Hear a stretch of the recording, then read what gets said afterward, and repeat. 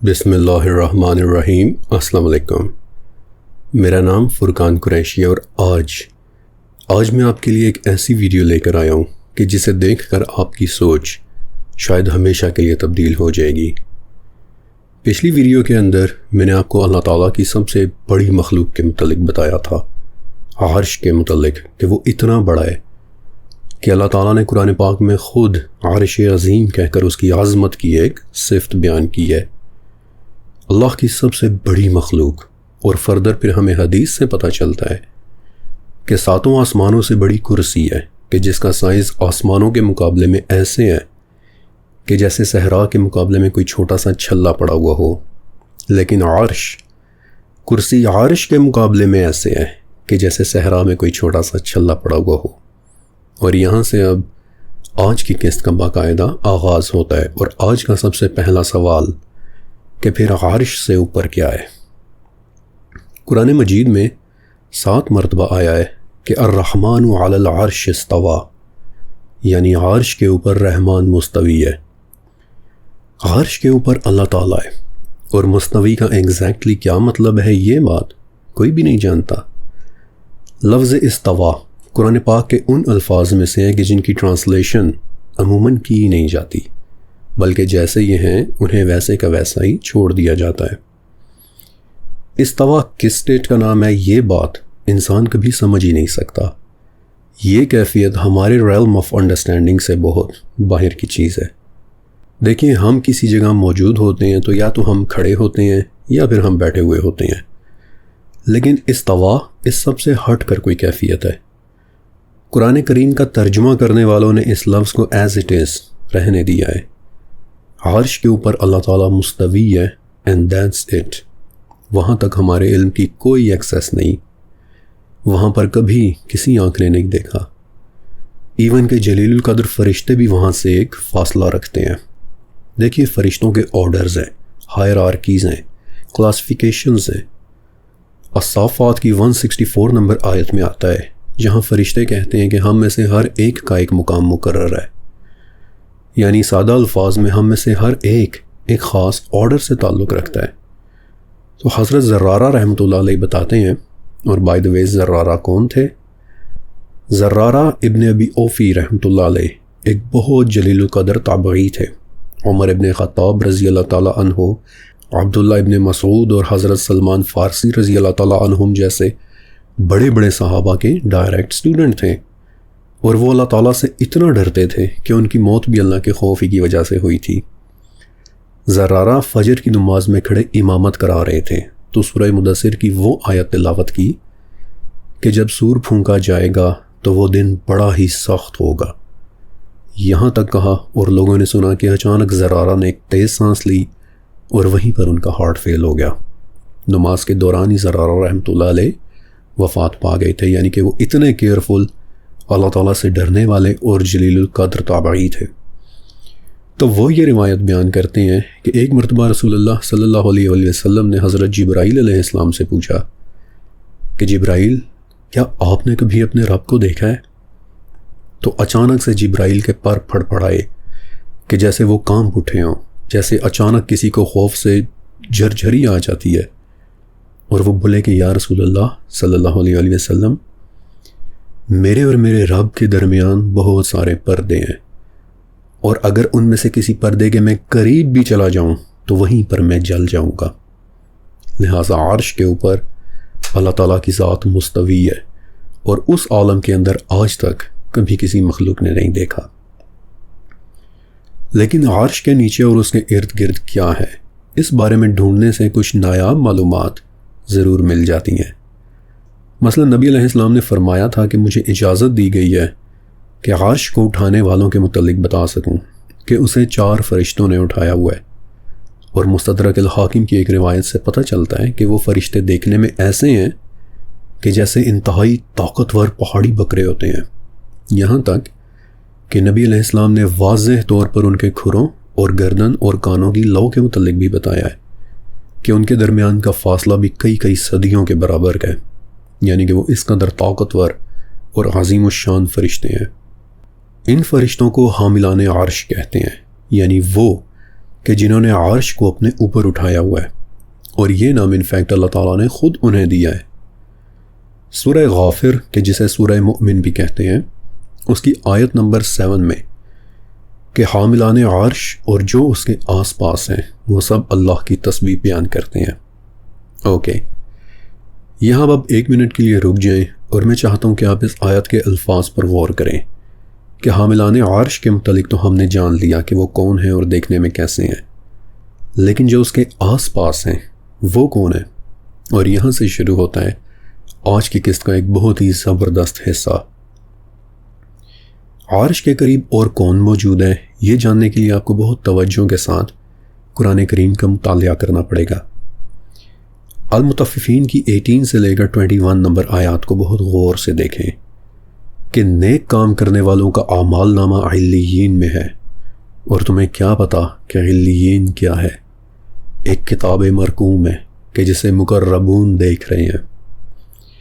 یہ ہمارے لیے سب سے بڑی لیڈ ہے ان کے متعلق جاننے کی کہ جو حاملان عرش کے علاوہ عرش کے قریب موجود ہیں، اور اب آپ نے بہت غور کے ساتھ سننا ہے۔ علیین کا لفظی مطلب ہوتا ہے بلندیوں کی بھی بلندیاں، اور ابن عباس رضی اللہ تعالیٰ عنہ کے ایک سٹوڈنٹ تھے یعنی تابعی حضرت قتادہ رحمۃ اللہ علیہ۔ ان کی اسپیشلٹی تھی کہ وہ قرآنی آیات کی یا بالخصوص ان آیات کی بہت زبردست تفسیر کرتے تھے کہ جو انتہائی پاورفل آیات کنسیڈر ہوتی ہیں، ایک بہت واضح لہجے میں to the point of being جلالی، اور اکثر بڑی بڑی تفاسیر مثلا تفسیر طبری، ابن کثیر اور تفسیر قرطبی میں اکثر قتادہ رحمۃ اللہ علیہ کی تفسیر بیان کی جاتی ہے۔ تو علیین کے متعلق بتاتے ہوئے قتادہ لکھتے ہیں کہ علیین عرش کے پایوں میں سے ایک پائے کا نام ہے کہ جس کے قریب ایک خاص آرڈر کے فرشتے رہتے ہیں کہ جنہیں مقربون کہتے ہیں۔ ایگزیکٹلی وہی لفظ کہ جو المطففین میں آیا ہے کہ علیین کو مقربون دیکھ رہے ہیں، اور ان کا یہ نام عرش کے قریب ہونے کی وجہ سے انہیں دیا گیا ہے، مقربون قریب رہنے والے۔ اور حاملان عرش کی طرح مقربون بھی ہر وقت اللہ کی تسبیح بیان کر رہے ہیں۔ مقربون کا ذکر سورہ نساء میں بھی ہے کہ وہ اللہ کی بندگی کرنے میں کوئی یار نہیں سمجھتے۔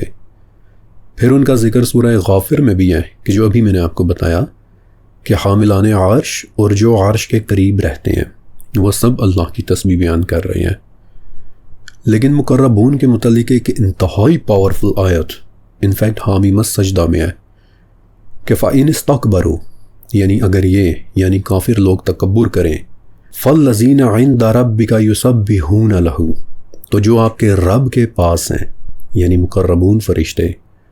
تو وہ اس کی تسبیح بیان کر رہے ہیں، باللیل والنہاری، رات اور دن بیان کر رہے ہیں، وہم لا یسأمون، اور وہ کبھی تھکتے نہیں ہیں۔ مقرب فرشتے رات اور دن ہر وقت اللہ کی تسبیح بیان کر رہے ہیں اور وہ کبھی نہیں تھکتے۔ غور سے پڑھنے پر آپ کو بہت کچھ پتہ چل جاتا ہے، بلکہ میں آپ کو ایک ایڈیشنل انفارمیشن بھی دے دیتا ہوں کہ حامیم السجدہ کی یہ آیت اتنی پاورفل ہے کہ یہ جس آیت سے متصل ہے وہ آیت سجدہ ہے۔ اور آپ کو پتہ ہے کہ رسول اللہ صلی اللہ علیہ وسلم نے بتایا تھا کہ جب کوئی انسان آیت سجدہ پڑھ کر سجدہ کرتا ہے تو شیطان دور سے کھڑا ہو کر حسرت کے ساتھ اسے دیکھ رہا ہوتا ہے اور کہتا ہے کہ اسے سجدے کا حکم ملا اور اس نے کر دیا، جبکہ مجھے حکم ملا اور میں نے نہیں کیا، اور وہ حسرت کے ساتھ کھڑا اسے دیکھ رہا ہوتا ہے۔ اللہ اکبر۔ بلکہ ایک اور ایڈیشنل انفارمیشن کہ حامیم السجدہ ہی وہ صورت تھی کہ ایک مرتبہ جب نبی کریم صلی اللہ علیہ وسلم تنہا مسجد حرام میں بیٹھے ہوئے تھے تو کافروں کے ایک سردار عتبہ ابن ربیعہ آپ علیہ السلام کے پاس آیا اور آپ کے ساتھ باتیں کرنے لگا، اور باتوں باتوں میں کہنے لگا کہ بھتیجے، میرے پاس آپ کے لیے کچھ تجاویز ہیں، دیکھیں اگر آپ کو مال چاہیے تو ہم آپ کو مال دے دیں گے، وغیرہ وغیرہ، وہی ساری باتیں کہ جو کافر سردار اکثر آپ علیہ السلام کو کہا کرتے تھے۔ تو جب وہ بول چکا تو آپ علیہ السلام نے فرمایا کہ آپ نے جو کہنا تھا وہ کہہ دیا، اب آپ میرا جواب سن لیں۔ اور پھر آپ علیہ السلام نے اسی صورت یعنی حامیم السجدہ کی تلاوت کی کہ جس میں آپ نے یہ آیت بھی پڑھی کہ اگر یہ کافر تکبر کریں گے تو اللہ کی تسبیح بیان کے لیے ہر وقت مقربون ہے کہ جو رات اور دن اس کی تسبیح بیان کرتے ہیں، اور یہ سب سن کر عتبہ جب وہاں سے اٹھ کر گیا تو باقی سرداروں نے دیکھا کہ اس کا تو رنگ ہی بدلا ہوا ہے، اور وہ کہہ رہا ہے کہ خدا کی قسم آج تک میں نے اس طرح کا کلام ساری زندگی میں نہیں سنا، یہ اتنی پاورفل آیات ہیں۔ تو یہ ہے مقربون، بلکہ ایک مرفوع حدیث ہے، یعنی کہ ایک انتہائی ہائی لیول کی مستند حدیث کہ جو ڈائریکٹ رسول اللہ صلی اللہ علیہ وسلم سے مروی ہے کہ جب اللہ تعالیٰ نے حضرت آدم علیہ السلام کو تخلیق کیا تو انہیں حکم دیا کہ جاؤ اور فرشتوں کی اس جماعت کو سلام کہو کہ جو بیٹھے ہوئے ہیں، اور غور سے سننا کہ وہ کیا جواب دیتے ہیں۔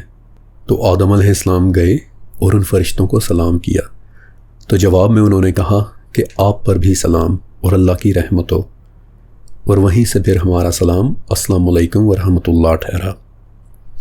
اور فرشتوں کی وہ جماعت کہ جسے آدم علیہ السلام نے جا کر سلام کیا تھا، وہ جماعت موسٹ لائکلی یہ مقربون ہی تھے۔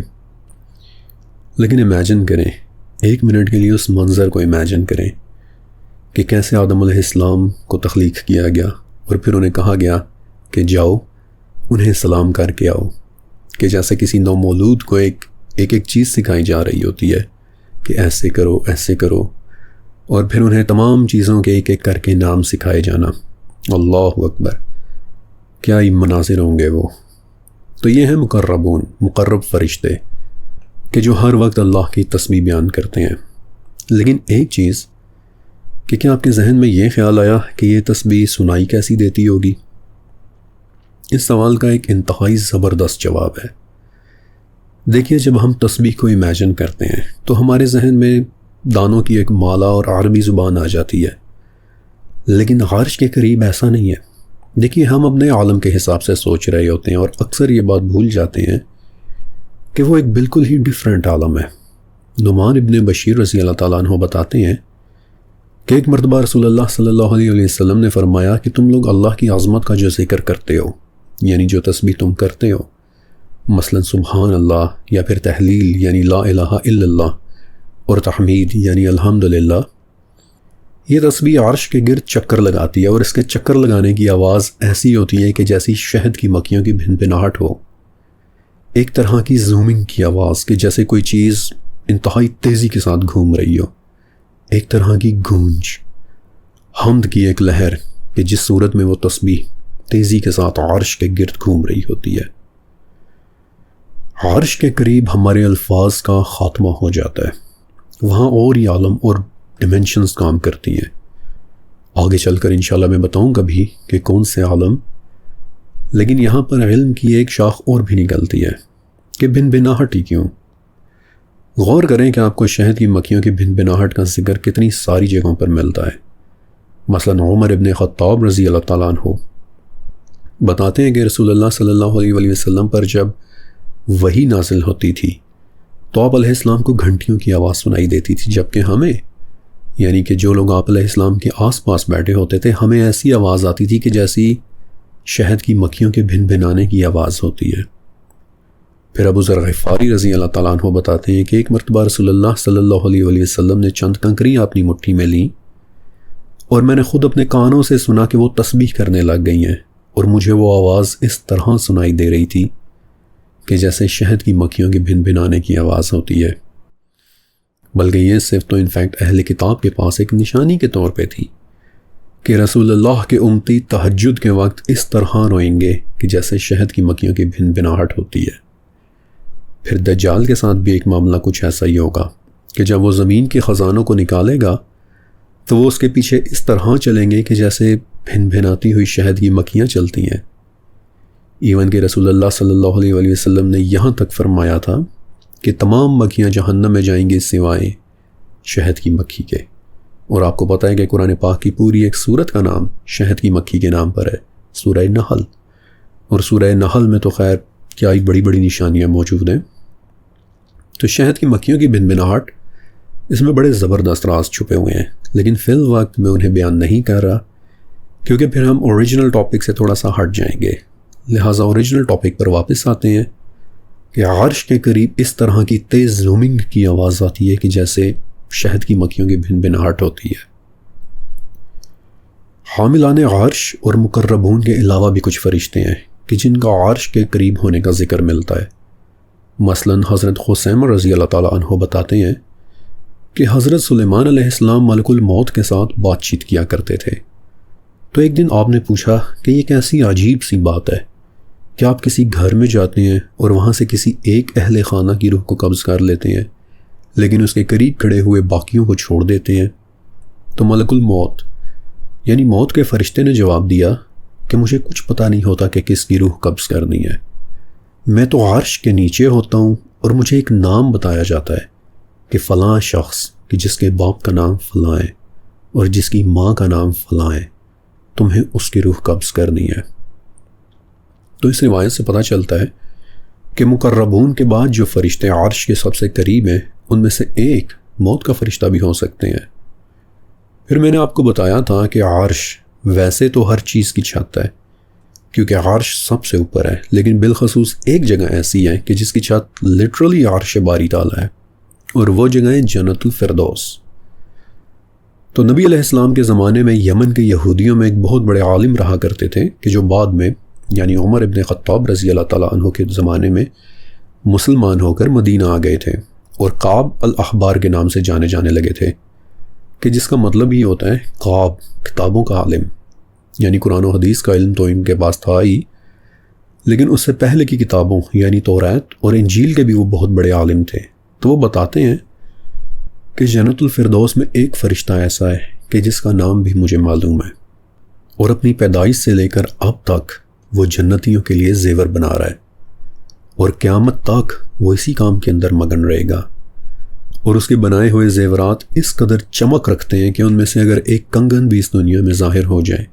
تو سورج کی روشنی اس طرح مدھم ہو جائے گی کہ جیسے سورج کے سامنے چاند مدھم ہو جاتا ہے۔ عرش کے نیچے رہنے والے فرشتوں میں سے ایک فرشتہ یقیناً یہ بھی ہوگا کہ جس کا نام بھی خواب کہا کرتے تھے کہ وہ مجھے معلوم بھی ہے۔ اوکے، اب میں آپ کو ایک ایسی بات بتانے والا ہوں کہ جو اس ویڈیو کے نہایت مسٹیریس پارٹس میں سے ایک پارٹ ہے، اور اسے آپ نے بہت غور کے ساتھ سننا ہے۔ دیکھیں، ایک بات تو ہم سب جانتے ہیں کہ کچھ فرشتے دیکھنے میں اس قدر پاورفل اور انٹینس ہیں کہ انسان کا دل انہیں دیکھنا برداشت بھی نہیں کر سکتا۔ مثلاً قبر میں جو فرشتے یعنی منکر اور نکیر آتے ہیں، آپ کو پتہ ہی ہے کہ وہ دیکھنے میں کس قدر انٹینس لکنگ ہے۔ حدیث میں آتا ہے کہ ان کے سیاہ چہرے اور نیلی آنکھیں ہوں گی۔ ذرا امیجن کریں اس چہرے کو۔ پھر 10ویں صدی کے شافعی اسکالر ابو اسحاق الثعلبی نے اپنی تفسیر میں پہلے آسمان پر موجود ایک فرشتے کے متعلق بتایا تھا کہ جس کا آدھا جسم برف اور باقی آدھا جسم آگ کے ساتھ بنا ہوا ہے، اور وہ ایسی آگ ہے کہ نہ برف کو پگھلاتی ہے اور نہ وہ ایسی برف ہے کہ وہ آگ کو بجھاتی ہے۔ ذرا امیجن کریں اس منظر کو۔ پھر علی بن ابی طالب رضی اللہ تعالیٰ عنہ نے تیسرے آسمان پر موجود فرشتوں میں سے ایک فرشتے کے متعلق بتایا تھا کہ اس کے 70,000 سر ہیں، ہر سر میں 70,000 منہ ہیں، ہر منہ میں 70,000 زبانیں، اور ہر زبان پر 70,000 لینگویجز ہیں کہ جن سے وہ اللہ تعالیٰ کی تسبیح بیان کرتا ہے۔ ذرا امیجن کریں، اتنے سارے سروں والے ایک فرشتے کو امیجن کریں۔ پھر امام مالک رحمۃ اللہ علیہ کے ایک ٹیچر تھے، وہی امام مالک کہ جنہوں نے حدیث پر ایک بہت ہی مشہور کتاب لکھی تھی، موطا امام مالک۔ تو انہی امام مالک کے ایک استاد تھے محمد ابن مسلم رحمۃ اللہ علیہ، ایک تابعی اور مدینہ کے ایک عظیم محدث اسکالر۔ وہ سورہ رعد کی 12ویں آیت کہ وہی یعنی اللہ ہی تمہاری طرف برق کو بھیجتا ہے، اور محمد ابن مسلم فرماتے ہیں کہ برق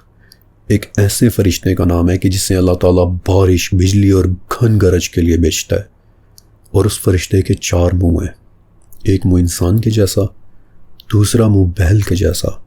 تیسرا منہ گدھ کے جیسا، اور چوتھا منہ ایک شیر کے جیسا، اور ہر مرتبہ اس کے دم ہلانے کے ساتھ بجلی کی ایک کڑک پیدا ہوتی ہے۔ کیا آپ اس چہرے کو امیجن کر سکتے ہیں؟ پھر ایک مرتبہ کچھ یہودی نبی علیہ السلام کے پاس آئے اور انہوں نے 5 سوالات پوچھے کہ جن میں سے ایک سوال ایک فرشتے رعد کے متعلق تھا،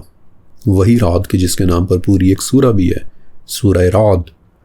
تو آپ علیہ السلام نے فرمایا کہ وہ ایک ایسا فرشتہ ہے کہ جس کے ہاتھ میں آگ کا ایک ہنٹر ہے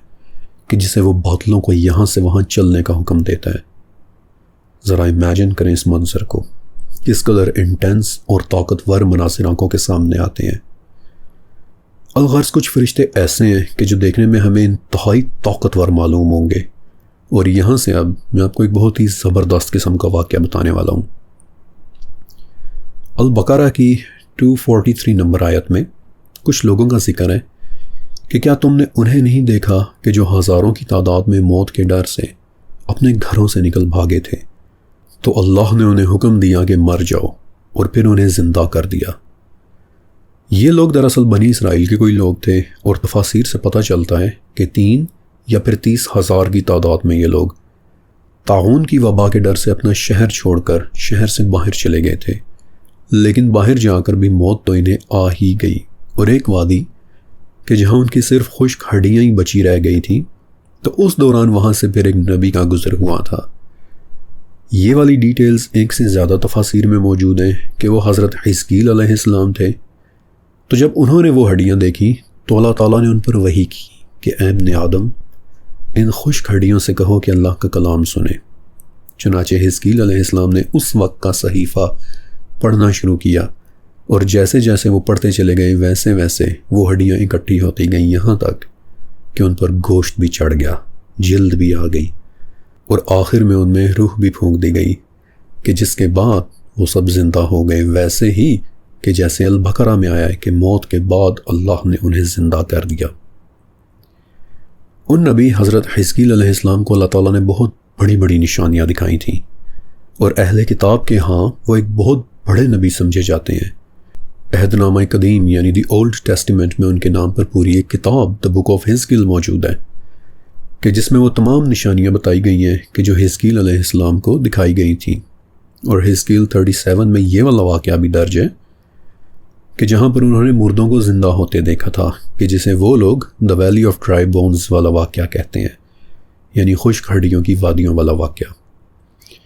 لیکن دی بک آف حزقیل میں ایک اور بہت زبردست اور پراسرار نشانی بتائی گئی ہے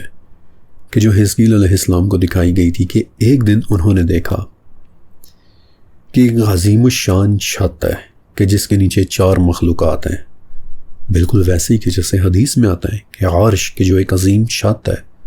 اور اسے 4 فرشتے اپنے اوپر اٹھائے ہوئے ہیں۔ پھر حزقیل نے دیکھا کہ ان کے پاؤں کے تلوے سموں کی طرح ہیں، بالکل ویسے ہی کہ جیسے حدیث میں ان کے کھروں کا ذکر ہے۔ اور پھر حزقیل نے دیکھا کہ وہ بجلی کی طرح حرکت کر رہے ہیں، اس طرح کہ ایک لمحے میں جہاں چاہیں وہ وہاں جا سکتے ہیں، اور ان کے ساتھ ایسے لگ رہا تھا کہ جیسے پہیوں کے اندر پہیے ہیں، اور ایسے پہیے کہ جیسے وہ زندہ ہوں۔ ان کے اوپر آنکھیں ہی آنکھیں بھری ہوئی تھیں، اور اس سب منظر میں سے ایک دہشت ناک گڑگڑاہٹ سنائی دے رہی تھی۔ اوکے، اب 1 منٹ کے لیے رکیں اور بہت غور سے سمجھنے کی کوشش کریں۔ حزقیل نے جو ڈسکرپشن بیان کی وہ کروبیاں کے بہت قریب قریب کی ڈسکرپشن ہے، لیکن انہیں اتنی ساری آنکھیں اور ایسا دل دہلا دینے والا منظر کیوں دکھائی دیا؟ ہر طرف آنکھیں ہی آنکھیں، زندہ آنکھیں۔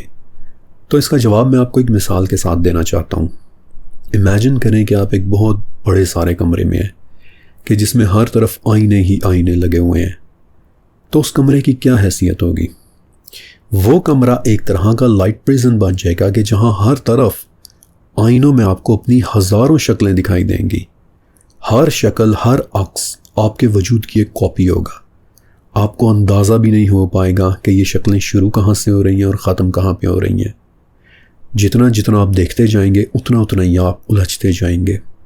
ریالٹی آپ کے لیے ڈسٹورٹ ہو جائے گی۔ ایگزیکٹلی ویسے ہی ایک اتنا ہائی ڈیمینشنل بینگ، ایک اتنی اونچی ڈیمینشن کا فرشتہ جب حزقیل نے اپنی اس ڈیمینشن میں دیکھا تو اس کی ریالٹی انہیں مکمل طور پہ ڈسٹورٹ ہوئی ہوئی دکھائی دی۔ میں نے آپ کو بتایا تھا کہ 10ویں ڈیمینشن میں کوئی سمت نہیں ہوتی، آپ ہر طرف دیکھ سکتے ہیں۔ تو اس فرشتے کے ہر طرف دیکھ لینے کی صلاحیت حزقیل کو ہزاروں آنکھوں کی شکل میں مینیفیسٹ ہوئی دکھائی دی۔ وہ مخلوق اپنی ڈیمینشن میں ہر طرف دیکھ سکتی تھی، لیکن اس کانسیپٹ کو اس دنیا کی 3 ڈیمینشنز کے اندر پرسیو کر پانا ناممکن ہے۔ لہٰذا ہر طرف دیکھ لینے کی ایک سمبولک شکل دکھائی گئی حزقیل علیہ السلام کو، بہت ساری آنکھیں، زندہ آنکھیں کہ جو ہر طرف دیکھ رہی تھیں۔ اس فرشتے کی ڈیمینشن میں ہر طرف دیکھ لینے کی صلاحیت کی ایک ویژول ریپرزنٹیشن. حزقیل علیہ السلام کے لیے ایک ویژول ریپرزنٹیشن کہ ہر طرف دیکھ سکنا ایسا لگے گا. وہ مخلوق اپنی اصل شکل میں حزقیل کو دکھائی دے ہی نہیں سکتی تھی کیونکہ وہ ایک ہائی ڈیمینشنل بینگ ہے. لہٰذا جب حزقیل علیہ السلام نے انہیں دیکھا تو ان کی ریالٹی مکمل طور پر انہیں سمجھ سے باہر دکھائی دی، اور نتیجہ بجلی کسی تیزی کے ساتھ موومنٹ اور ہر طرف گھومتی ہوئی ہزاروں آنکھیں اور گونجتی ہوئی کڑکڑاہٹ کی ایک آواز. اللہ اکبر. اس پارٹ کو آپ ریوائنڈ کیجئے، اسے دوبارہ سنیے، انلیس کہ آپ کو اس کا پورا گرینڈیئر سمجھ میں آ جائے کہ حزقیل نے بیسیکلی کتنی بڑی نشانی دیکھی تھی. اور پھر بک آف حزقیل میں آگے چل کر مزید آتا ہے کہ وہ دراصل چیرابمس تھے، اور اوریجنل تورات میں چیرابمس کے لیے استعمال ہونے والا ایرامیک لفظ کیروویم ہے کہ جو بہت قریب ہے عربی زبان کے لفظ کروبیاں کے، کہ جو ڈیرائیو ہوا ہے ایک اور عربی لفظ مقربون سے. اللہ اکبر. اللہ کی قسم یہ بڑی نایاب ڈیٹیلز ہیں کہ جو میں بڑی محنت سے ڈھونڈ کر آپ کو دے رہا ہوں. یقین کریں کہ اکثر ان معلومات کی تلاش میں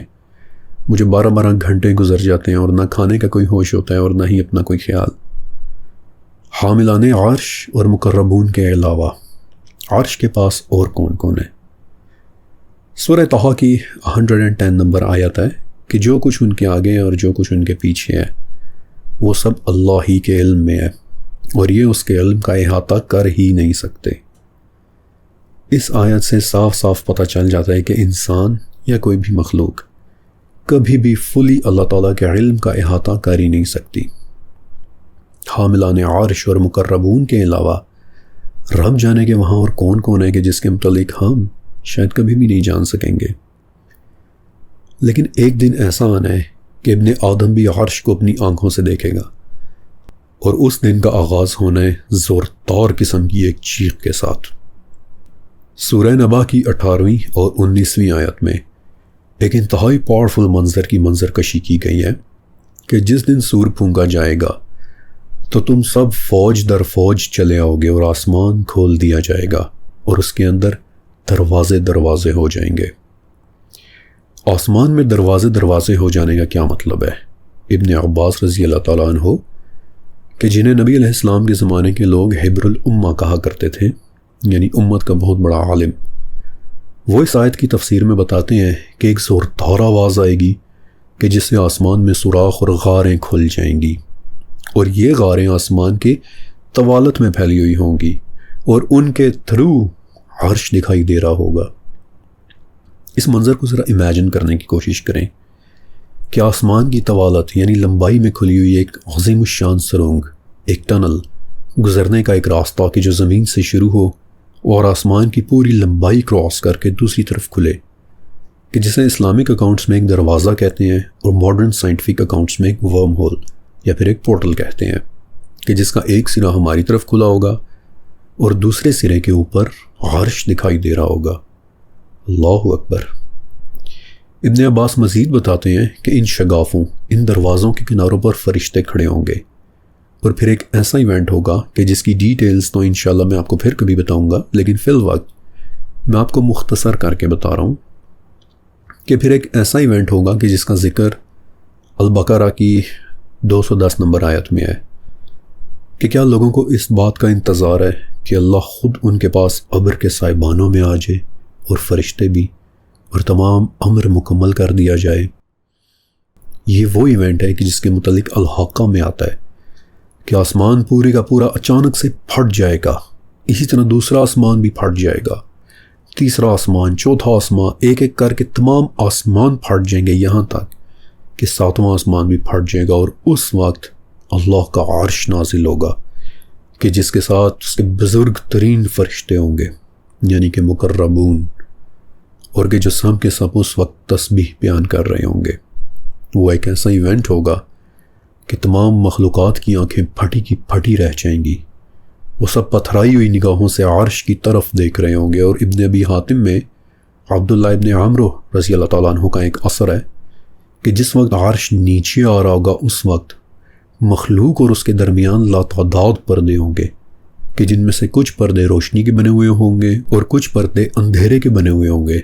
کچھ پردے نور کے بنے ہوئے ہوں گے اور کچھ پردے ظلمت کے بنے ہوئے ہوں گے، اور ظلمت کے پردوں میں سے ایسی آواز آ رہی ہوگی کہ جیسے پانی کی آواز ہوتی ہے، لیکن وہ اس قدر ہولناک پانی کی آواز ہوگی کہ جیسے دل پاش پاش ہو جائیں گے۔ اللہ اکبر۔ I can't even tell you کہ سیرہ سیریز کے علاوہ یہ مقام ایسا تھا کہ جس وقت میں یہ قسط لکھ رہا تھا اس وقت میری اپنی کیفیت بیان سے باہر ہوئی پڑی تھی۔ اس آیت میں ایک بادل یا ابر کے صاحبان کا ذکر بھی ہے کہ جس کے متعلق زبیر ابن محمد رضی اللہ تعالیٰ عنہ بتاتے ہیں کہ وہ بادل کا ایک صاحبان ہوگا کہ جس میں یاقوت جڑے ہوئے صاف دکھائی دے رہے ہوں گے۔ الحاقہ کے مطابق آسمان پھٹ چکا ہوگا، بالکل بکھر چکا ہوگا، اور اس دن عرش کو 4 کے بجائے 8 فرشتوں نے اپنے اوپر اٹھایا ہوا ہوگا۔ پھر ایک حدیث سے پتہ چلتا ہے کہ تمام مخلوق اپنے ہوش کھو بیٹھے گی، اور نبی علیہ السلام بتاتے ہیں کہ سب سے پہلے میں ہوش میں آؤں گا اور دیکھوں گا کہ حضرت موسیٰ علیہ السلام عرش کے پائے کے ساتھ لپٹے ہوئے ہوں گے، اور نبی علیہ السلام بتاتے ہیں کہ مجھے نہیں پتا کہ وہ مجھ سے پہلے ہوش میں آ گئے یا پھر وہ سرے سے بے ہوش ہی نہیں ہوئے تھے۔ عرش کے پائے سے لپٹنا I don't know کہ وہ کیا کیفیت ہوگی۔ اس دوران ایک موقع ایسا آنا ہے کہ ہر مخلوق نے مر جانا ہے۔ ملک الموت اللہ تعالیٰ سے عرض کریں گے کہ اے باری تعالیٰ، زمین و آسمان کی تمام مخلوق مر گئی سوائے اس کے کہ جسے تو چاہے، تو زندہ اور قائم رہنے والا ہے، تجھ پر کبھی فنا نہیں۔ عرش کو اٹھانے والے فرشتوں اور جبرائیل اور میکائیل کے علاوہ ہر ایک کو موت آ چکی ہے، اور اس وقت عرش بولے گا کہ اے میرے رب، کیا انہیں بھی موت آئے گی؟ اور اللہ تعالیٰ فرمائے گا کہ عرش سے نیچے والے ہر ایک کے لیے موت لکھ دی گئی ہے۔ چنانچہ ان سب کو بھی موت آ جائے گی، یہاں تک کہ صرف موت کا فرشتہ باقی رہ جائے گا کہ جسے بالآخر خود بھی اللہ تعالیٰ کی طرف سے موت آ جائے گی، اور تب صرف اور صرف اللہ کی ذات باقی رہ جائے گی، غلبے والی، وحدانیت والی، جس طرح مخلوق کو پیدا کرنے سے پہلے وہ بالکل اکیلا اور یکتا تھا۔ پھر وہ فرمائے گا کہ میں جبار ہوں، کبریائی والا، کہاں ہے آج بادشاہ، کون ہے آج مالک؟ اور پھر خود ہی جواب دے گا کہ میں ہوں واحد قہار۔ اور پھر اس کے بعد اس کے حکم سے عرش کے نیچے سے وہ بارش برسے گی کہ جس کے متعلق میں نے آپ کو پچھلی قسط میں بتایا تھا کہ جس سے پھر مخلوق دوبارہ زندہ ہوگی، اور پھر وہاں سے آگے کسی اور معاملات نے شروع ہو جانا ہے۔ لیکن عرش کے متعلق ایک بات اور کہ جو میں آپ کے ساتھ ضرور شیئر کرنا چاہوں گا کیونکہ وہ ہے اتنی خوبصورت۔ اس روایت کو امام ابو محمد ابن حاتم رحمۃ اللہ علیہ نے اپنی تفسیر میں انہی کعب الاخبار سے لیا ہے کہ جنہیں تمام بڑی کتابوں کا عالم کہا جاتا ہے، کہ سدرۃ المنتہا وہ عظیم الشان درخت ہے کہ جس کی شاخیں 7ویں آسمان کے اوپر اور کرسی کے نیچے تک پھیلی ہوئی ہیں۔ اس درخت کی ہر ڈالی پر ایک نیا جہاں آباد ہے کہ جس میں اتنے فرشتے رہتے ہیں کہ ان کی تعداد سوائے اللہ تعالیٰ کے اور کوئی بھی نہیں جانتا۔ سدرۃ المنتہا کے بالکل درمیان میں حضرت جبرائیل علیہ السلام کا مقام ہے۔ یہ وہ جگہ ہے کہ جہاں جبرائیل علیہ السلام موجود رہتے ہیں، لیکن انتہائی جلیل القدر ایک رات ایسی آتی ہے کہ جس رات جبرائیل علیہ السلام سدرۃ المنتہا کے کچھ فرشتوں کو لے کر یہاں نیچے ہمارے عالم میں اترتے ہیں اور عبادت کرنے والوں کی عبادت کو دیکھتے ہیں۔ اس رات کے نام پر پوری ایک سورت موجود ہے، سورہ قدر، اور سورہ قدر کی 4تھی آیت میں آتا ہے کہ اس رات فرشتے اور روح اپنے رب کے حکم سے اترتے ہیں۔ یہ فرشتے عبادت کرنے والوں کی عبادات کو دیکھتے ہیں، اور ایک روایت سے پتہ چلتا ہے کہ اس رات عبادت کرتے ہوئے اچانک کسی کا دل نرم پڑ جائے اور اس کے رونگٹے کھڑے ہو جائیں اور اس کی آنکھوں میں آنسو آ جائیں، تو یہ ایک بہت بڑی نشانی ہے کہ اس وقت کوئی فرشتہ اس کے قریب کھڑا ہوا اسے دیکھ رہا ہے۔ اور اس رات جو بھی لا الہ الا اللہ پڑھ لے اس کے گناہوں کی بخشش ہو جاتی ہے، اس کے لیے آگ سے نجات اور جنت میں داخلہ واجب ہو جاتا ہے۔ جس راوی نے اس روایت کو لیا ہے وہ بتاتے ہیں کہ یہ سن کر میں نے حیرت سے ابو اسحاق کی طرف دیکھا اور پوچھا کہ ابو اسحاق سچے دل سے کہیں یا صرف یوں بھی کہہ دے تو قبول ہو جائے گا؟ تو ابو اسحاق کہتے ہیں کہ یہ جملہ صرف کہہ بھی وہی سکتا ہے کہ جو سچائی کا کہنے والا ہو۔ اے میرے دوست، کافر پر تو یہ جملہ صرف کہہ دینا بھی ایسے ہے کہ جیسے کسی نے اس کے اوپر پہاڑ رکھ دیا ہو۔ صبح تک فرشتے اسی طرح رہتے ہیں، اور جب فجر ہونے والی ہوتی ہے، جیسا کہ پھر سورہ قدر کی 5ویں آیت میں آتا ہے کہ یہ رات فجر تک سلامتی ہے، تو فجر کے وقت دھیرے دھیرے پھر فرشتے اوپر کی طرف چڑھنا شروع کرتے ہیں، اور جبرائیل علیہ السلام آہستہ آہستہ اپنے پروں کو پھیلا دیتے ہیں، بالخصوص ان 2 سبز پروں کو کہ جنہیں اس رات کے علاوہ وہ کبھی نہیں کھولتے، اور ان پروں کی وجہ سے سورج کی روشنی مدھم ہو جاتی ہے اور دیکھنے والے کو یوں لگتا ہے کہ جیسے وہ ایک ڈھل ٹکیا کی طرح طلوع ہو رہا ہے۔ آپ کو پتہ ہے کہ یہ لیلۃ القدر کی نشانیوں میں سے ایک نشانی ہے کہ اگلی صبح سورج بالکل سفید طلوع ہوتا ہے، اس کی وہ پیئرسنگ اور بلیزنگ قسم کی شعاعیں نہیں ہوتی، بلکہ وہ بالکل ٹھنڈا ٹھار قسم کا سورج محسوس ہوتا ہے، کیونکہ اس وقت اس کی روشنی جبرائیل علیہ السلام کے سبز پروں کے پیچھے چھپی ہوئی ہوتی ہے۔ اس کے بعد فرشتے واپس اپنے اپنے مقام تک جاتے ہیں اور ہر اس شخص کے متعلق بتاتے ہیں کہ جسے انہوں نے عبادات کرتے دیکھا تھا۔ وہ بتاتے ہیں کہ اے میرے رب، فلاں شخص کہ جس کے باپ کا نام یہ ہے اور اس کی ماں کا نام یہ ہے، اسے ہم نے عبادت کرتے ہوئے دیکھا تھا۔ یہاں تک کہ جبرائیل علیہ السلام ایک ایسے شخص کے متعلق بتاتے ہیں کہ یا رب، فلاں شخص کو میں نے پچھلے سال عبادت کرتے دیکھا تھا، لیکن اس سال اسے میں نے روح گردانی کرتے ہوئے دیکھا ہے۔ تو اس پر اللہ تعالیٰ کو انہیں حکم ملتا ہے کہ جبرائیل،